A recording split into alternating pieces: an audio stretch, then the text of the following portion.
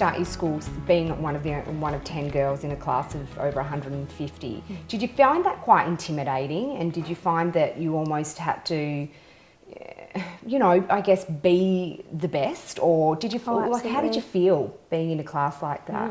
It's funny, I've never been asked that before, but that's exactly how I felt. You feel like and it's weird. Intimidation again is one of those words that it doesn't accurately describe how I felt, but then I think, well, I was afraid to look stupid. I was afraid to tell people the extent of how much I didn't know.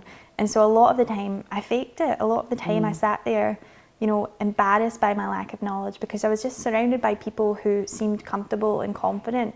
And that's intimidating, because you feel like, have you ever had that feeling at school where you didn't do the homework and everyone else did? Yeah. I was out every day for me. Yeah, I was like, so you're just constantly why trying do to you guys prove know yourself. this? You know, why does everyone know this and I don't? And the way even the language of the lecturers, just the vibe of it all, it just felt like I should have known more than I did. You did. And there was just a constant shame and constant struggle to try and stay up to date. And intimidation, I guess it was more off-putting. Yeah. And I can understand why people give up, because you don't feel supported, you don't feel like you can turn around and say, I don't know the answer to this. There's a really competitive environment, and I don't know if that is because it's male dominated. And is that why you started Code Like a Girl? It was a mix of that, yeah. It was all mostly based on my experiences of university, my experiences in the industry, but also just constantly being the only girl. My first job, only girl in the whole entire side of the office. There was 40 men in this building, and I was the only girl, and I know, right? What is the percentage of female coders? It's like 1/5, isn't it? That's what they say. Right. So it's really hard to get this information because it's all self-reported. Yeah. There's a really broad, you know, women in technology. But if you had to look a bit deeper, and I don't have the stats on this, but I think women in technology, 1/5. Yeah. But if you had to look at the women building technology, the women creating technology, the actual developers themselves, I would be very surprised if that was 1/5. I think it's much lower than that. But that's essentially what you're doing though, right? You're trying to bring girls in earlier through education. Yeah, definitely. So early education is one of those things. And when we started Code Like a Girl, it was really because I was alone in this industry. I'd moved to another country. And so I felt the isolation more than ever. I didn't know the good companies to work for.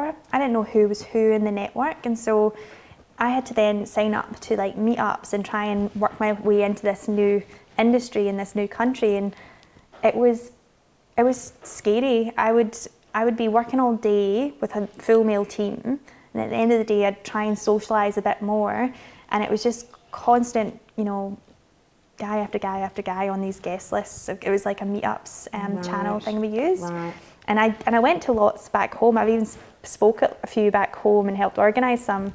But here I was in Australia trying to start a new network, and I just realised, like, this is hard for someone that has a computer science degree, that has, you know, 5 years experience in the industry.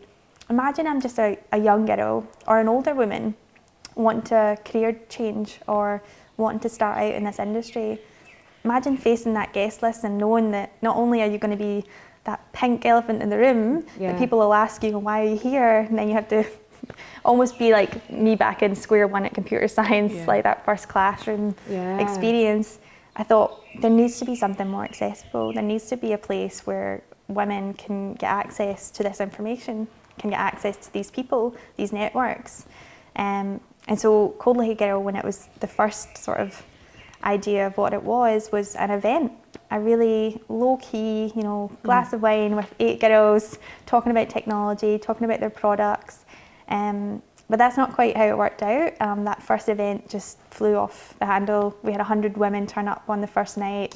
The feeling that you get when you're around those women and you're sharing stories of successes, sharing stories of struggles, the atmosphere can become so vulnerable, but like just really safe and beautiful. Like some of the conversations that we have at these events are just, they leave everybody just tingling. They leave everybody feeling like they can achieve something pretty great. And for me, when I did that first event, I wanted to keep it regular. I thought we could build a community here.